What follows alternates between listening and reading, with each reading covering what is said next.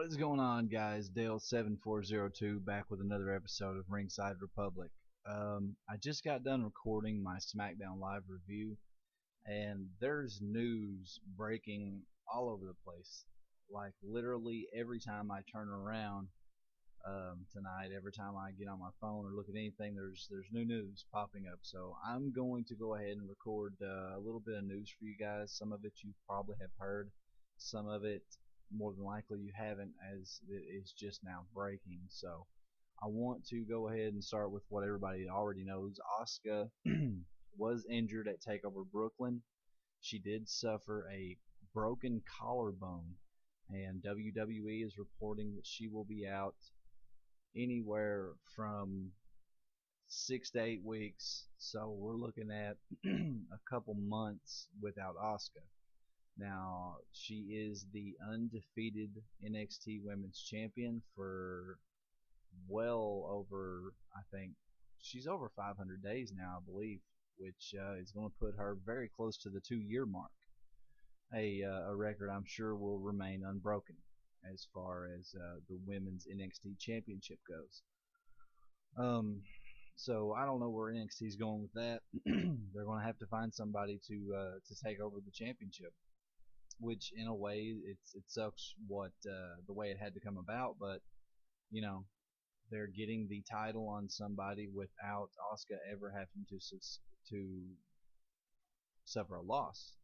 So I mean, I guess that's kind of cool in some respect. I'd say, in my opinion, when she comes back, she'll be headed to the main roster. I'd say they're going to go ahead and put the title on somebody else, and she'll probably just head straight to the WWE main roster, remaining undefeated in NXT.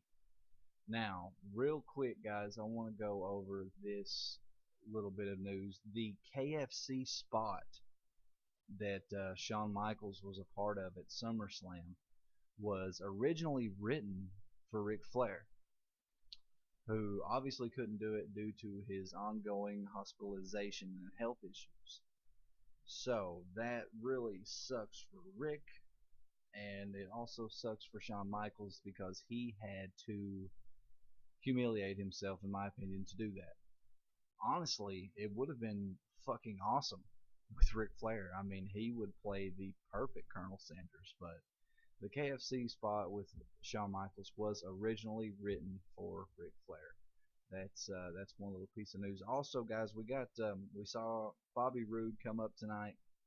Yeah, SmackDown Live, but there's reportedly several other call-ups that are quite possible, and some of the names that are being thrown around are the authors of Pain, Peyton Royce, Billy Kay, Hideo Itami, and No Way Jose. WWE are very high on all of those people and are very, very seriously considering a call-up for them, which will mean NXT is going to have to beef up their roster a little bit more, which they did at Takeover Brooklyn. I mean, we saw Adam Cole and a couple others come in, and maybe that's something that we can look forward to in the future. This is UFC news, but considering the fact that WWE and Jon Jones and Brock Lesnar have sort of had a feud, as it were, I guess, in the media and everything that was going on, but UFC light heavyweight champion Jon Jones failed a drug test ahead of his championship win over Daniel Cormier at UFC 214 last month. Dana White confirmed to ESPN. White denied that the UFC has stripped Jones of the title. TMZ reported that he failed the test and was stripped of the UFC title, but that is not true at this time.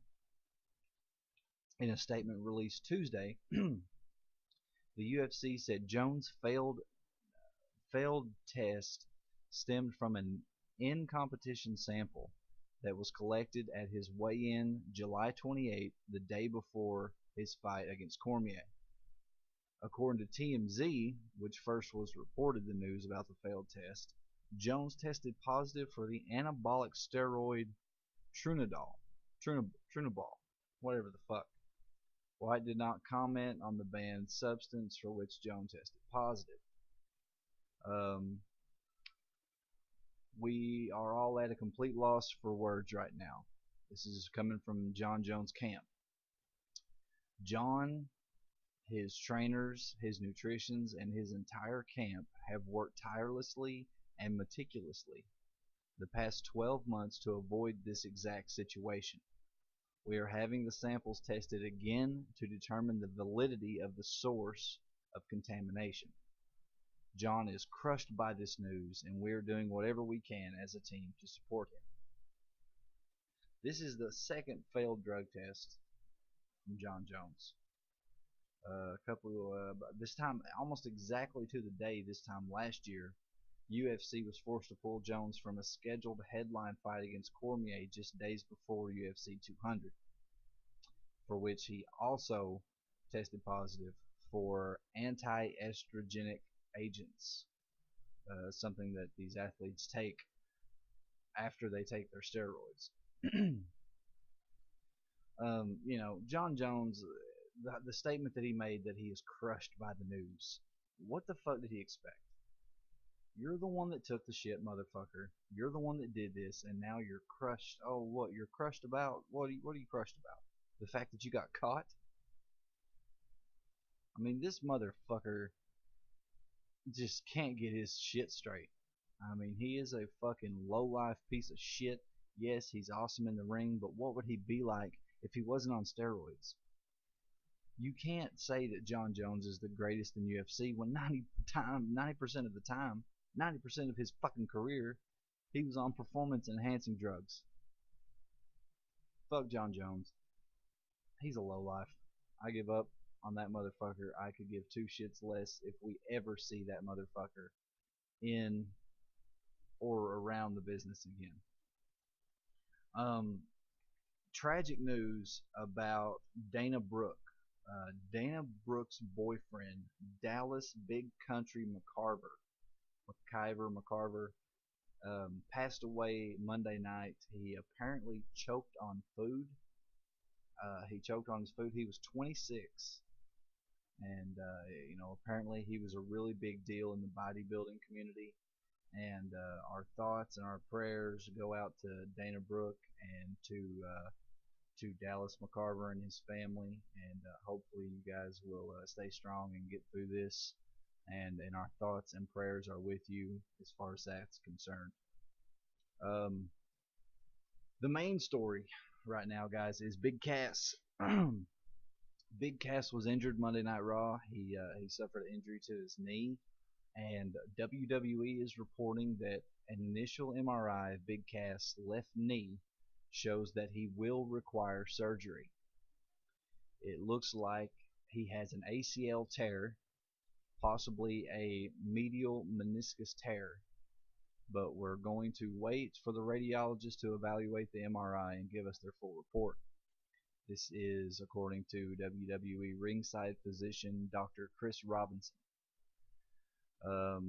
It says the 7-footer will be undergoing surgery this week to repair the damage, which will be the start of a long road back to the squared circle. It also says here that a typical ACL tear takes about 9 months to recover from. So we are going to more than likely see Big Cass out of commission for the foreseeable future. At least the next 9 months to a year is what WWE is reporting. There was also a story going around, and I'm going to check. I'm going to check on this really quick. There's a story going around that Enzo has been officially moved to 205 Live. I don't know. Well, okay, here's what's going on. Apparently, and I didn't know it because I don't watch it, and I could give two fucks less about anything. But it says here, with his feud with former tag partner Big Cass technically unresolved due to the 7-footer's knee injury, WWE has a question, or what? The question of what's next for Enzo Amore has been a hot one. Well, wonder no more. Moments after retaining his cruiserweight title in another good match with Akira Tozawa on 205 Live, Neville was cutting a show-closing promo as Amore's music hit. The smack talker Skywalker talked his way down to the ring as he usually does, and got a loud reaction from the Brooklyn crowd once he was face to face with the king of the cruiserweights. Enzo announced 205 Live just became the realest show in the room and dropped the mic. So, Enzo Amore officially moved to 205 Live. The feud that has been going on with Enzo and Big Cass is not entertaining to me. It's not important. I don't give a fuck anymore. And to be honest with you, um, Neville needed somebody. This is good news for the cruiserweight division, in my opinion. I think that Enzo Amore's got his following. He's got his fans. More than likely, we'll have people tuning in to 205 Live now, maybe to see what Enzo's going to be up to, and he would be a good contender for the cruiserweight championship. I do not like Akira Tozawa as the champion. Neville is the only one in that division right now that is even intriguing as a champion, and I think Enzo Amore could fill that spot. So this is good news. I didn't know, guys, this was literally breaking news because I just now looked it up, but because I do not watch 205 Live, I might start now. Maybe it did just become the realest show in the room. Maybe it did become watchable now, entertaining maybe. Um, so we'll just have to wait and see, guys. But that's the news. I wanted to go ahead and report on that. There was a lot of news going around. JD from NY, he probably would have got 3 episodes. That would have been his whole off the script weekend. But here at Ringside Republic, I believe in reporting all the news that I have available to me at one time. You may only get one video from me, but hey, at least it was worthwhile, and you got a shit ton of really cool news. If you like the video, hit the like button, hit the subscribe button, follow me on Twitter at Dale74021, pledge on Patreon, patreon.com/Dale74021. Not really sure when this is going to go up. I'm recording it Tuesday after I just got done recording my SmackDown Live review. So this will possibly be going up maybe Wednesday or Thursday, possibly Friday. I would like to save it, but I'd say I'll probably go ahead honestly and just put this up tomorrow or Thursday, one of the two. But that's all I got for you guys right now. Thanks for watching. Have a good one, and hopefully we will see you next couple of days over the weekend with some more news. So thanks for watching. Have a good one, and we'll see you next time.